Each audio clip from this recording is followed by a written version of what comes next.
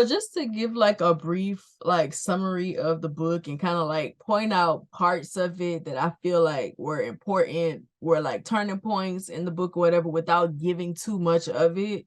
So I gave y'all an introduction at the beginning, but there are a few chapters that I feel like, were kind of like turning points, which was chapter 2, which was when Dexter made contact with Zuri by telling her that, basically like noticing her, coming up to her, talking to her and telling her like, you beautiful, I like you, like I like what I see. And like her kind of giving him the energy of, and like, who you supposed to be type. And he basically came back at her like, you seem like a challenge and I like a challenge. And I just want to talk about that. Like I feel like there are a lot of men who are like that, or most men are like that. They like a challenge. A lot of times when you reject them, they think that that means come at me harder or come at me different, and I'll maybe I'll warm up to you, whatever. And I know that a lot of women do perpetuate that. They do perpetuate the women like to be chased thing or whatever. If I tell you that I'm good on you, I ain't trying to be chased. I'm really good on you. I can tell if I'm going to connect with somebody almost immediately, right away, like, or after one deep conversation. I already know if we gonna connect or not. So I make my decisions like that, but I kind of feel like we live in a society where that's a thing, where there's like chase. And I'm not saying that men shouldn't approach women in a certain type of way or whatever, or you should never approach women. That's kind of how we date or whatever. But if a woman tells you no, take no. Even if she is the type that want to be chased, make them stop beating around the bush about things and make them give you a direct response to what you want and not playing games with you or whatever. But if I say no, I mean no. And like when I say no, I mean no, not right now, no forever. Like it's always gonna be a no when it comes to me. That's just how I am, and I know that that's what it is. I know I make my decision pretty early when talking to somebody. Like I know when I'm going to connect with somebody romantically or not. Like I do. Always have been right about it. But yeah, in that chapter, he pretty much sets the tone of how the book is going to be and how he's going to be approaching Zuri every time he sees her. And he makes good on that promise, or not necessarily a promise, but he makes good on that. Like he tells her, you seem like the hard to get type. Like you seem like one of those girls. Like you're not easy like the rest of these girls at this school. You actually gonna give me a challenge, and I'm up for that challenge. And he made good on that promise. Let's just say he made good on that promise. Now, the next chapter that I want to highlight is chapter 4. Zuri meets uh Calvin Clay, who is another love interest of hers. She meets him in chapter 3, when she's in the library doing research for a project she's working on. He introduced himself to her, and Calvin is the first friend um that Zuri makes at the school, because she's been trying to make friends, but it never turns into any like bond or any deep connection or whatever. He's the only friend and also the only guy who walks up to her and treats her like a person and not like this meat that they wanted to get or whatever. Like he saw her, he recognized some of her interests, and some of her interests aligned with his, and so they hit it off right away. They became friends right away. And this was kind of like a pivotal moment, I would say, in the book, because she felt, okay, he seems to be somebody that's going to give me the freedom that I've been looking for. And Dick Calvin definitely gives her some freedom. Like he gives her a lot of he opens her up to a lot of things. He definitely does. And they do become friends. They become good friends. They geek out over anime and animals, elephants to be exact, stuff like that. And throughout the book, she gets to know Calvin in different ways, and it deepens their connections with each other. So I kind of feel like when you are a person who was sheltered all your life by a family, and especially a family that is like high standing in society, and they want to present a certain type of look, you feel like you have to fit into this box. Zuri has felt like she has to fit into this box because of who her parents are. And coming across somebody like Calvin who makes you feel like you can be yourself, it breeds this sort of attachment. Like you get attached to somebody like that, and you hold on, you cling to them, you hold on to them real tight in whatever way, whether that's romantically, whether that's platonically, or whatever. But he represented something that Zuri had been looking for all of her life. So that relationship just kind of clicked from the beginning. And chapter 4 is when she gets to know Calvin better. Like he takes her to his dorm room to kind of show her they were talking about an anime collection, manga collection. He wanted to show her his collection.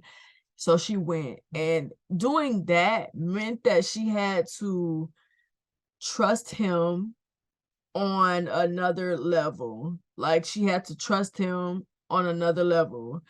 Um so yeah, so that happens. And then in that instance, their relationship changed. Like Calvin, she starts to see him in a different way. Just based off of how he carried himself, how he maneuvered through things, his energy and stuff like that. And it makes for a great book. Like their connection makes for a great book. And this is a novella. I'm used to writing books that are a lot longer, like maybe twice as long. But I had to back up on it. I was doing too much. I definitely was. But there is about 40,000. I tried to keep it at 40,000 words. And my first novella, so I hope it does what it needs to do. I hope, the plot is clear, the character development, which is pretty much Zuri is the main character on this one. So her character is the only one that matters. But at the same time, you can see how the other characters develop through her interactions with them. Because it is in first person point of view. So it's about her. However, she is a great bouncing board for the rest of the characters. So that was one thing that was important to me as well, to let these other characters develop as well, because in book 2 the other characters kind of like all get their own voice. But and then there's chapter 8, which is Zuri's first date. I'm not gonna tell y'all who she goes on this date with, but I will say this: the first date definitely is a turning point of the book. Maybe one will even say the climax of the book, because things start to unravel and they start to become clear to Zuri that something is going on at the school, and she is in the middle of it, and she's trying to figure out how she factors into it, and why these people, like all of these people that she has grown to know, that she's gotten to know, why they are acting the way that they are about each other. So, excuse me. So I feel like, yeah, I feel like that may be the climax of the story. No. I feel like chapter 12 is the climax, a worthy adversary. Because Dexter starts dropping some secrets, start dropping some bombs and stuff like that. And he kind of like provokes Calvin in a way that Zuri had not seen him, and it makes her start to question things a lot more when it came to not just Calvin but everybody, Natasha, Dexter, her roommate Zenobia, all of them. Like, so I would say that's like the middle point. So chapter 12 to me is the climax. Chapter 8 is kind of like it's leading into that. So those were a few of the chapters. And then I'll say chapter 17 also. no, chapter 18 is also an important part where Zoe and Zenobia has this heart to heart. That's the name of the chapter, and it brings everything to light. Everything that she did not know, it brings everything to light. So it puts another layer over things, and Zuri sees things clearly now, because at first she felt like they were hiding things from her and she wanted so bad to understand what was going on. So Zenobia seemed to be the person who was in the middle of everything when when she was putting everything together. So she finally gets the courage to ask Zenobia what was going on. Zenobia tells her the truth, and this is an eye-opener chapter for Zuri, and it definitely is a pivotal moment in the book as well. And then it leads to the ending of the book. But I really love what I did with the book. It's going to be a series as well. I don't know how many parts. Maybe I'll say the minimum will probably be 5. I think the story is. I said 3 at first, but I think it's probably going to be 5. But yeah, yeah. I, I my baby. I feel like that's also a pivotal moment in the story. I can't wait for y'all to read it. I feel like it's gonna be amazing. I can't wait for y'all to read it. I can't wait to build a fan base for another series, because I kind of have a fan base for my first series. So I mean, and of course I know that my first fan base is gonna come over, but at the same time, like I can't wait for it to build a fan, because I feel like Pretty Privilege's core audience is teenagers and college students. Even though like I know on the bookstores and stuff like that where you sell your books, you have to, if you have a little bit of explicit sex scenes and stuff like that, and even though my sex scenes aren't explicit, my language isn't explicit, there's not a whole lot of explicit language, I still have to say that I have those in there. Because to leave it up to the parents to whether their kids can read it or not. But I feel like it's definitely for teenagers. It's a lesson that teenagers need to learn before becoming an adult. Like Zuri having to learn when she became an adult. I feel like it's something for teenagers to learn before that, so they can kind of have, an eye opener for when they go off to college, and how things kind of like go there, how things can go. So I feel like it could be a young adult novel, also a new adult novel, I mean novella, but because they put you in so many boxes on these bookstores, it's hard to kind of like, you know what I mean, put it in the correct section that I feel like it should be in. But I think that either way, for teenagers, college students, adults alike, the messages are needed, and I feel like my themes and my purpose will get across. And then, I can't wait for you, because I already wrote book 2 in the series, so I can't wait for y'all to get there. That one is a little bit more dramatic, and I can't wait for y'all to read that one. I can't wait for y'all to read either one of them.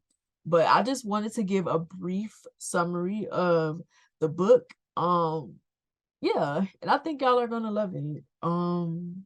But this is the end of this video, and this probably will be my last video about the pretty privilege topic. But let me know if you would like for me to have this topic with a larger group of people, to kind of get different sides, because I definitely want to see the perspective of people who didn't have pretty privilege, people who had pretty privilege and they liked it and they used it, exercised it, and people like me who it traumatized. Like it really did traumatize me.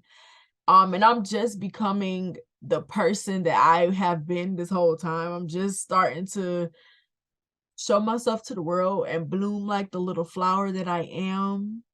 It took me a while. I'm 32, but better late than never, I guess. I will say this though, I've always been confident. It never made me have self-esteem issues, but it definitely made me aware, like hyper aware of everything. Like I had to be, in order for me to navigate my life. Like I was aware of everything, and being aware is the loneliest feeling ever, especially as a kid, because I was young and I had awareness very young. It is the loneliest thing. But thank you guys for watching my Pretty Privilege series. I hope that this has inspired you to go purchase the novella. It's at Amazon, Barnes and Noble, and honestly anywhere that you can buy books. But I hope that you read it. I hope that you like it. Please leave reviews. Let me know what you think about this series. Let me know about your personal experience with Pretty Privilege. And yeah, if y'all want this topic to continue, to let me know that, and I'll keep it going.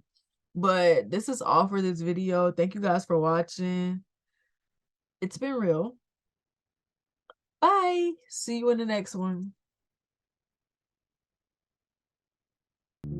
Before you go, check out my website at srgram.org and scroll all the way down to the bottom to fill out the subscription form to get updates, news, and book releases. Thank you.